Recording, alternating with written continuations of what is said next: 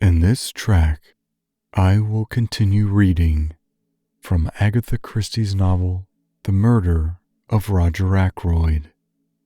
This will be Chapter 2, Who's Who in King's Abbot. Please find a comfortable place to sit or lie down and relax. Get cozy and let these words help you fall asleep. Take a few moments to slow your breath, clear your mind, and be at peace. Let's continue with Chapter 2, Who's Who in King's Abbot. Before I proceed further with what I said to Caroline and what Caroline said to me, it might be as well to give some idea of what I should describe as our local geography.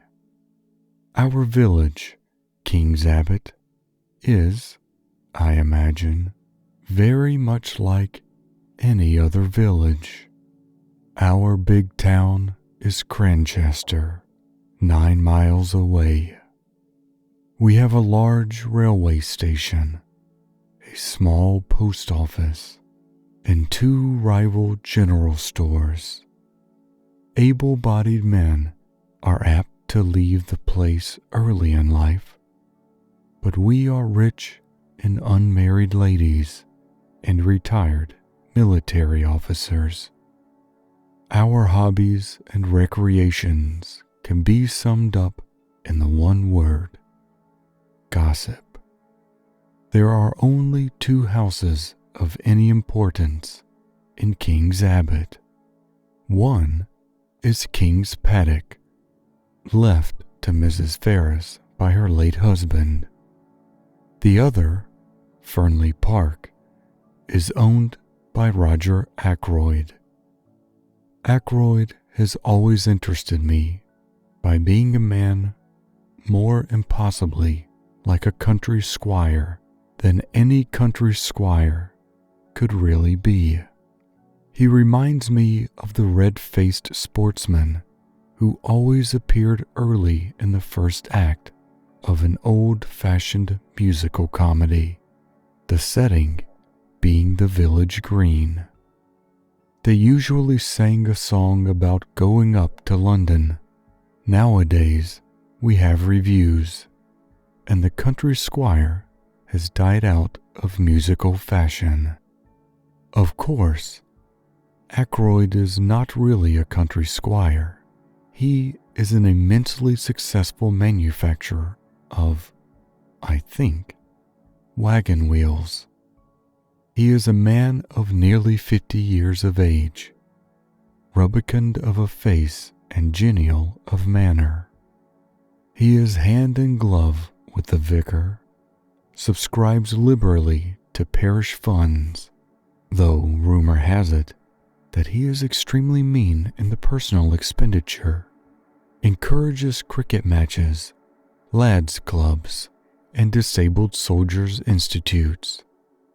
He is, in fact, the life and soul of our peaceful village of King's Abbot. Now, when Roger Ackroyd was a lad of 21, he fell in love with and married a beautiful woman, some 5 or 6 years his senior. Her name was Peyton, and she was a widow with 1 child. The history of the marriage was short and painful. To put it bluntly, Mrs. Ackroyd was a dipsomaniac. She succeeded in drinking herself into her grave 4 years after her marriage. In the years that followed, Ackroyd showed no disposition to make a second matrimonial adventure. His wife's child by her first marriage was only 7 years old when his mother died. He is now 25. Ackroyd has always regarded him as his own son, and has brought him up accordingly. But he has been a wild lad, and a continual source of worry and trouble to his stepfather. Nevertheless, we are all very fond of Ralph Peyton in King's Abbot. He is such a good-looking youngster, for one thing. As I said before, we are ready enough to gossip in our own village. Everybody noticed from the first that Ackroyd and Mrs. Ferrars got on very well together. After her husband's death, the intimacy became more marked. They were always seen about together, and was freely conjectured that at the end of her period of mourning, Mrs. Ferrars would become Mrs. Roger Ackroyd. It was felt, indeed, that there was a certain fitness in the thing. Roger Ackroyd's wife had admittedly died of drink. Ashley Ferrars had been a drunkard for many years before his death. It was only fitting that these two victims of alcoholic excess should make up to each other for all that they had previously endured at the hands of their former spouses. The Ferrars only came to live here just over a year ago, but a halo of gossip has surrounded Ackroyd for his many years past. All the time that Ralph Peyton was growing up to manhood, a series of lady housekeepers presided over Ackroyd's establishment, and each in turn was regarded with lively suspicion by Caroline and her cronies. It is not too much to say that for at least 15 years, the whole village has confidently expected Ackroyd to marry one of his housekeepers. The last of them, a redoubtable lady called Miss Russell, has reigned undisputed for 5 years, twice as long as any of her predecessors. It is felt that, but for the advent of Mrs. Ferrars, Ackroyd could hardly have escaped. That, and one other factor, the unexpected arrival of a widowed sister-in-law with her daughter from Canada.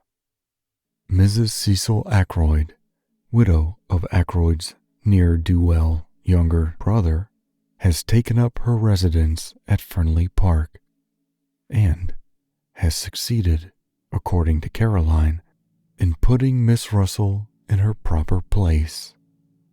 I don't know exactly what a proper place constitutes. It sounds chilly and unpleasant, but I know that Miss Russell goes about with pinched lips and what I can only describe as an acid smile, and that she professes the utmost sympathy for poor Mrs. Ackroyd, dependent on the charity of her husband's brother. The bread of charity is so bitter, is it not? I should be quite miserable if I did not work for my living. I don't know what Mrs. Cecil Ackroyd thought of the Ferrars affair when it came on the tapis. It was clearly to her advantage that Ackroyd should remain unmarried. She was always very charming, not to say gushing, to Ferrars when they met.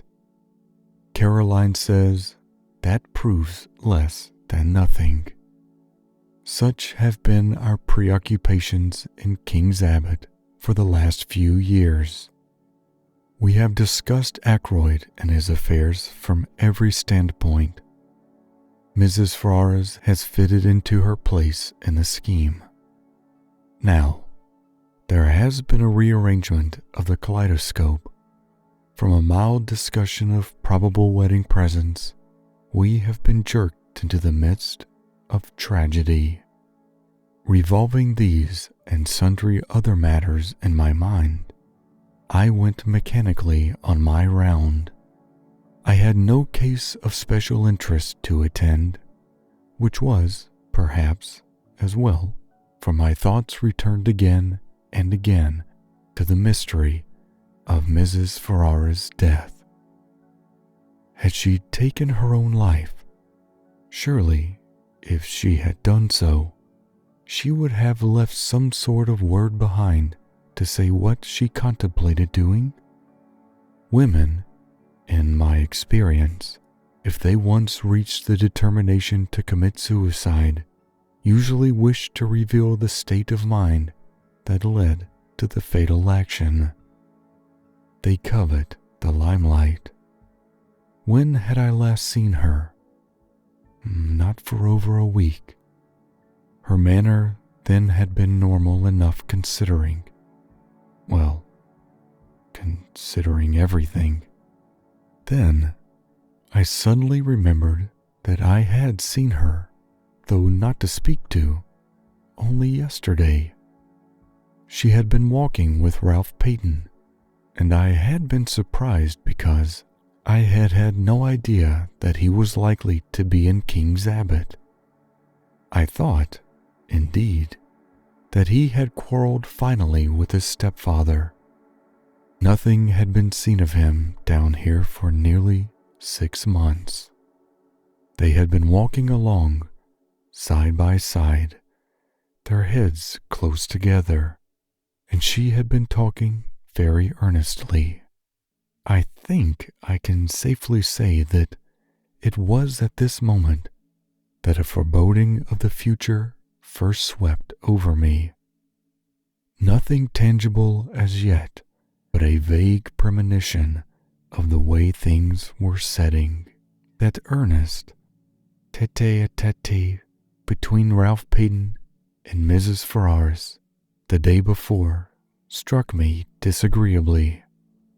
I was still thinking of it when I came face to face with Roger Ackroyd. "Shepherd," he exclaimed, "just the man I wanted to get a hold of. This is a terrible business." "You've heard then?" He nodded.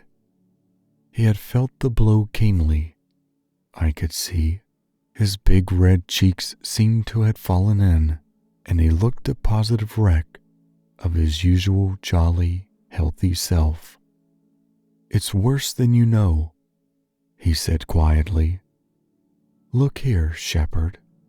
I've got to talk to you. Can you come back with me now?" "Hardly. I've got 3 patients to see still, and I must be back by 12 to see my surgery patients." "Then this afternoon?